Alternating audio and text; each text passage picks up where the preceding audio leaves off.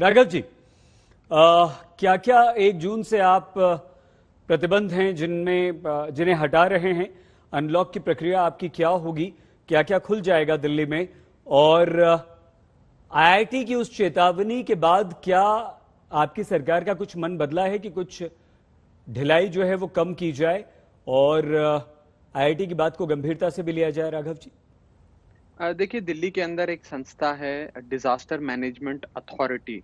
जी। वो अथॉरिटी समय समय पर निर्णय लेती है कि दिल्ली में क्या कदम उठाए जाएं इस महामारी से लड़ने के लिए, जिसमें लॉकडाउन भी एक आखिरी कदम के तौर पे इस्तेमाल किया गया। आपने देखा कि आज से कुछ हफ्ते पहले दिल्ली में स्थिति बहुत खराब हुई। दिल्ली एक ऐसा राज्य है जो देश की राजधानी भी है, अंतर्राष्ट्रीय हवाई अड्डा भी यहाँ पर है, कोई नया स्ट्रेन सबसे पहले यहाँ आता है, सब लोग यहाँ आए और कहीं ना कहीं वायरस का जो फैलाव था वो दिल्ली में बहुत ही खतरनाक तरीके से फैला। और हमने देखा कि एक समय मैं पारदर्शी आंकड़े हम जारी करते हैं सदैव, तो सारी स्थिति सबके सामने होती है।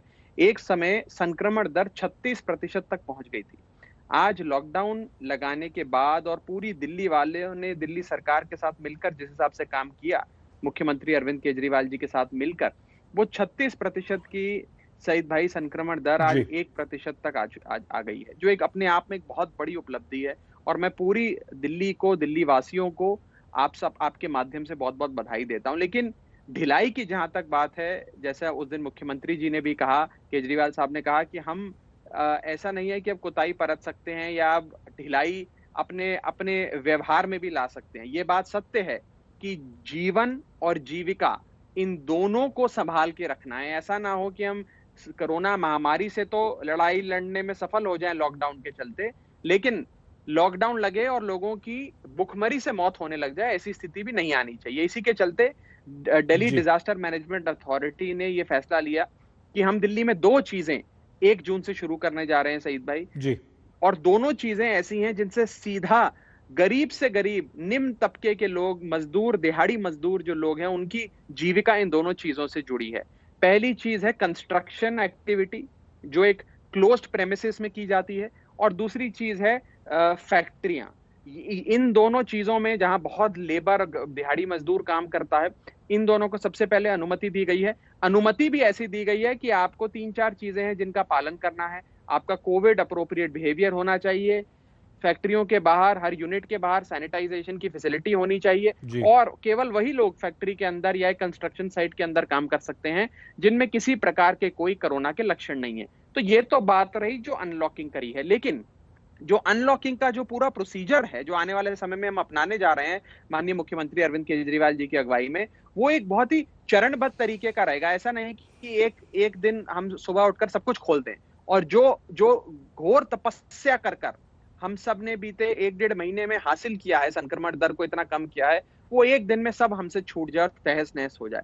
ऐसा नहीं होना चाहिए। इसीलिए बहुत सोच समझ के, फूक फूक के कदम रखने की जरूरत है, और धीरे धीरे हम सारी चीजें खोलेंगे। एक मत ये भी था जो लगातार आ भी रहा है सामने, कि बाजार या ऑफिसेज थोड़े खोल देने चाहिए थे। कई दुकानदारों ने हमसे संपर्क किया, जी। और हमने ये बात उपराज्यपाल साहब के सामने भी रखी भी, कि एक सोच समझकर हम ये फैसला लेकर दुकानदारों को भी राहत दे सकते हैं, दुकानें थोड़ी खोल सकते हैं। लेकिन माननीय उपराज्यपाल साहब का थोड़ा विचार इसमें अलग था, उन्होंने कहा नहीं, अभी नहीं। तो जो फैसला लिया वो लिया गया। मुझे पूरा विश्वास है कि आने वाले समय में दुकानदारों को भी राहत दिल्ली सरकार देने जा रही है, हमारा मन है, माननीय मुख्यमंत्री जी का ये मत भी है। और मैं बस इतना ही कहना चाहूंगा कि इस पूरे दौड़ में, इस पूरी परिश्रम में जो बीते कुछ दिनों में हमने किया, हमने कई अपने लोगों को खोया है सईद भाई, और जी। पूरे देश ने खोया है। लेकिन इस पूरी चुनौतीपूर्ण समय में केजरीवाल सरकार ने जो काम किया, एक मॉडल रखा जिसमें केंद्र सरकार का भी सहयोग मिला, अन्य लोगों का सहयोग मिला, सबका सहयोग मिला, सबने मिलकर इस लड़ाई को लड़ा है। और एक बहुत अनोखा मॉडल हम सबने जनता के सामने रखा कि 36% से 1% दर 36 दिनों के भीतर लाई जा सकती है, अगर सब लोग तपस्या मिलकर करें। और आखिरी चीज बस ये कहना चाहूंगा, जी। एकमात्र औजार, एकमात्र वेपन हमारे पास है सईद भाई इस महामारी से लड़ने का, लॉकडाउन वो वेपन नहीं है। बार बार लॉकडाउन नहीं लगाया जा सकता, जी। जी। नहीं तो लोगों की चेन ब्रेक करने के चलते हम लोगों की कमर ब्रेक कर देंगे, will break the backs of the people in the process. इसीलिए एकमात्र जो चीज हमारे पास है वो है वैक्सीनेशन।